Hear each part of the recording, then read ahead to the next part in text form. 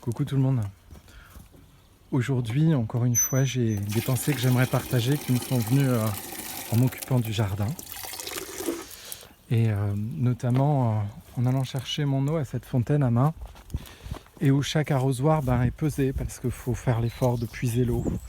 Et donc du coup, on n'a pas du tout envie de la mettre n'importe où, cette eau. Surtout que là, on est tout début avril et on sent déjà la sécheresse arriver.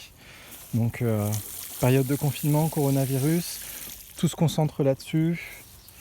N'oubliez pas qu'il y avait aussi l'année dernière l'angoisse du moustique tigre, et puis la sécheresse, les canicules, qui encore une fois va toucher nos anciens.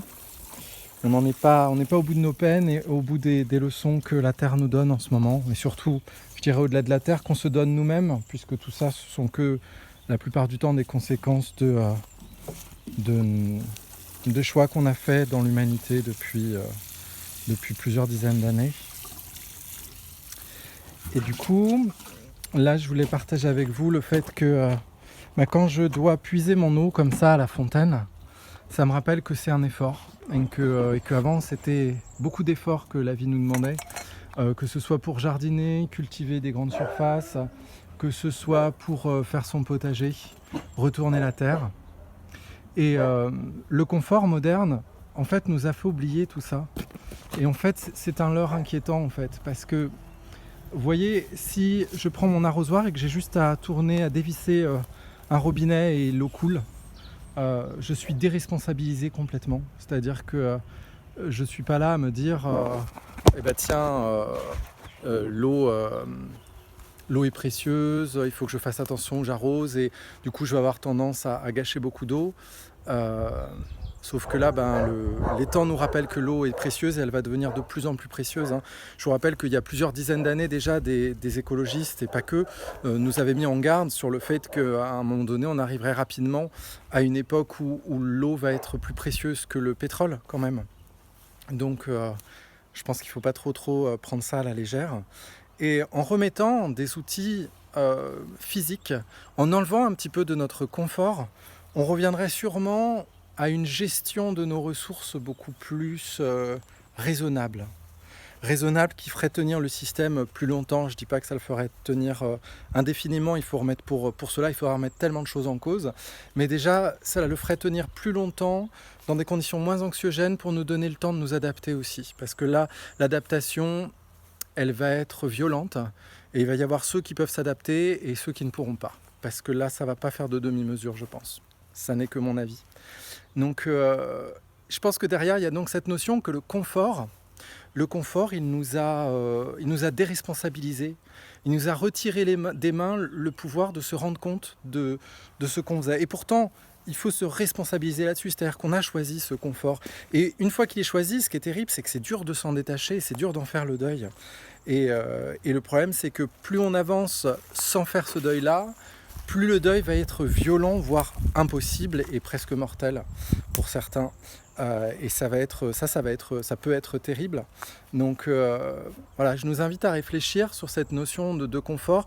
Quelle est la part de mon confort actuel qui peut entraîner des actes qui ne sont pas forcément bienveillants pour le collectif, la planète, le vivant, et lesquels je peux remplacer par des actes bienveillants et des actes en lien avec une forme de permaculture, c'est-à-dire de grandes roues bienveillantes envers le vivant. Comment je peux m'y inscrire dans cette roue-là ? Parce qu'elle est naturelle à la base, c'est l'homme qui a décidé de s'en séparer. Et puis, du coup aussi, comment le travail nous a donné l'illusion, nous a mis des lunettes de soleil pour nous donner l'impression que c'est grâce à ce travail qu'on avait accès à du confort. Sauf qu'aujourd'hui, bilan, en fait, le confort que le travail nous a donné, il nous a amené à notre perte, il nous a amené à des dérives qui mettent en danger l'être humain et une partie du vivant, mais la Terre s'en remettra. Et puis, ce travail, ça nous a fait oublier les valeurs principales de la famille et du temps ensemble, du temps avec nos proches. Et on le voit bien, ce confinement, beaucoup le répètent, c'est vraiment l'occasion de se retrouver avec ses proches. Et c'est pour beaucoup, pas tout le monde, pour beaucoup, c'est un arrêt de travail ou en partiel, en tout cas, pour pouvoir réfléchir là-dessus et retrouver ces valeurs-là.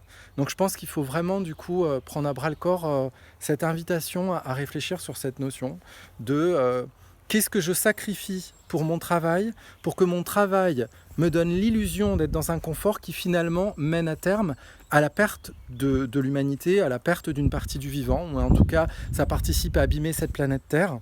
Je pense qu'on n'est pas venu s'incarner pour ça, pour moi, ce serait quand même bien dommage comme programme. Une autre réflexion aussi m'est venue, c'est que quand on fait ça, ça demande de l'effort et puis de la concentration. Quand par exemple on va puiser son eau au puits et puis qu'on va arroser, il faut qu'on se rappelle où on a planté les choses, il ne faut pas qu'on écrase les plantes, qu'on a les semis qu'on a fait, il ne faut pas qu'on arrose n'importe où, et il faut gérer bien son eau. Et du coup, on est vraiment dans des pensées qui sont constructives, qui font du bien, on est dans une sorte de moment de grâce. Et, et du coup, on parle pas, on n'est pas dans le verbiage dans ces moments-là. Et en fait, on se rappelle de cette phrase qui dit que le verbe crée. Et je pense que c'est une phrase qui est bien plus importante que la simple symbolique de ah oui, en effet, le verbe peut créer.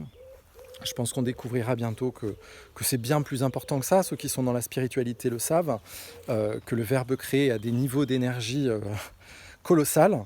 Et du coup, finalement, quand l'humain se met à parler comme ça, mais dans le verbiage continu, dans la diarrhée verbale et des pensées, du coup, parce que c'est un peu un cercle vicieux, c'est comme si on voulait créer à la place du créateur, sauf que le mieux placé pour créer dans ce monde, sur cette terre, ça me semble pas être l'humain en fait. On le voit bien, hein, bilan est fait qu'on est vraiment mal placé pour être les meilleurs créateurs sur cette terre, meilleurs créateurs sur cette terre.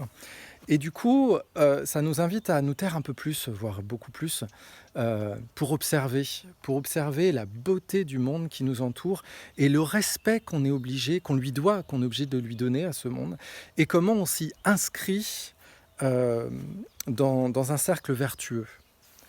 Et enfin, j'aimerais vous parler de cette notion de collectif.